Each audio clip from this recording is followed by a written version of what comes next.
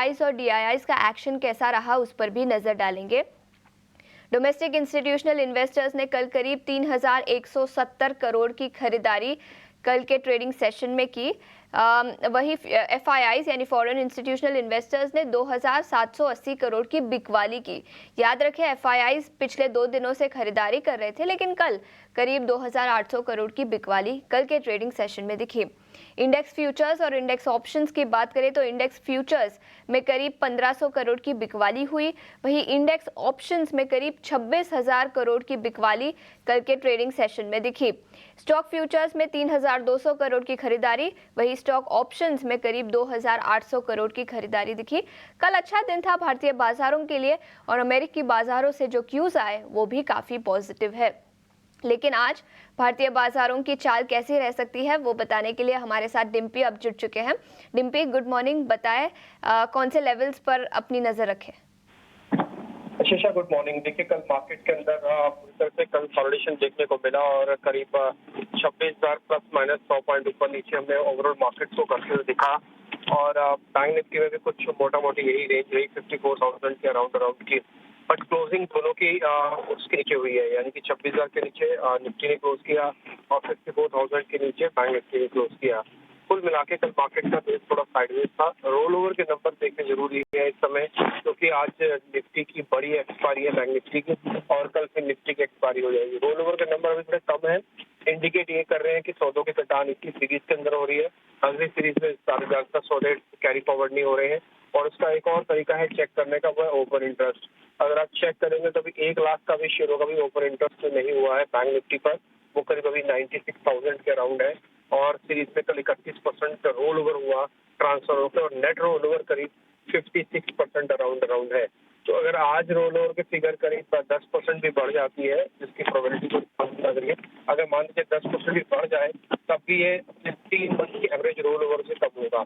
कहने का मतलब अभी सीरीज आपकी थोड़ी लाइट भी है और अगले सीरीज के अंदर ऑलरेडी एक्शन भी मिसिंग होगा। तो इसी सीरीज के अंदर आपने जितना भी गेन कमाया है, काफी ज्यादा लोग इसी सीरीज में अपने सौदों की कटान करके सौदों का यही निपटारा कर रहे हैं।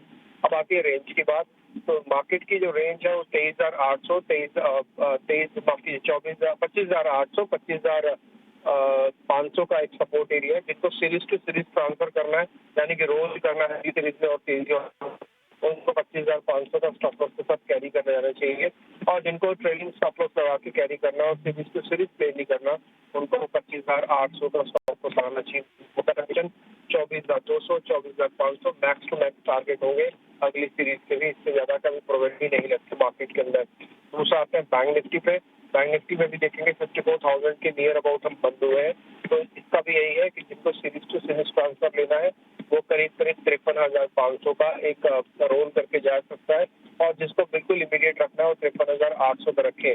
ध्यान रखें, आज क्लोजिंग बेसिस पर दोनों लेवल इसके ऊपर बंद होने चाहिए, यानी कि 53,800 और 53,500। अगर दोनों की क्लोजिंग के ऊपर लेवल बंद होते हैं तो मार्केट में रोल किया जा सकता है।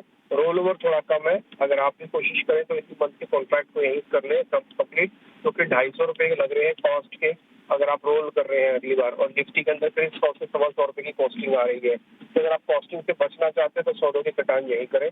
ऑप्शन ट्रेडर्स ज्यादा एक्टिव ना रहे मार्केट के अंदर, थोड़ा साइडवेज कंसोलिडेशन देखने को मिलेगा और करीब 5 शेयर एफ एंड बैन में है। पुट कॉल रेशियो में कोई खास मेजर चीज नहीं है, दोनों एक के ऊपर चल रही है, यानी कि हल्का सा ओवरबॉट है। और एक और पॉइंट है, एफआई की होल्डिंग 75% से घटकर 72% हुई है, तो थोड़ा मार्केट को साइडवेज कर देता है। बिल्कुल, तो एक बार निफ्टी के सपोर्ट और रेजिस्टेंस लेवल्स पर फोकस कर देंगे। निफ्टी के रेजिस्टेंस लेवल्स 26,000 और 26,200 होंगे और सपोर्ट लेवल्स की बात करें तो 25,800 से 25,500। इसी के साथ बैंक निफ्टी की बात करें तो 53,800 और 53,500 इंपॉर्टेंट सपोर्ट लेवल्स रहेंगे और 54,200 से 54,500 ये इंपॉर्टेंट रेजिस्टेंस लेवल्स रहेंगे। शुक्रिया अपना समय निकालकर ईटी नाउ स्वदेश के साथ जुड़ने के लिए डिम्पी। आप नीति बताने के लिए अब हमारे साथ आदित्य अग्रवाल जुड़ चुके हैं। Aditya, good morning. सबसे पहले बताएं बाजार पर क्या रणनीति बनानी चाहिए और कौन से लेवल्स पर नजर रखनी चाहिए। गुड मॉर्निंग आशीषा, शो पे बुलाने के लिए शुक्रिया।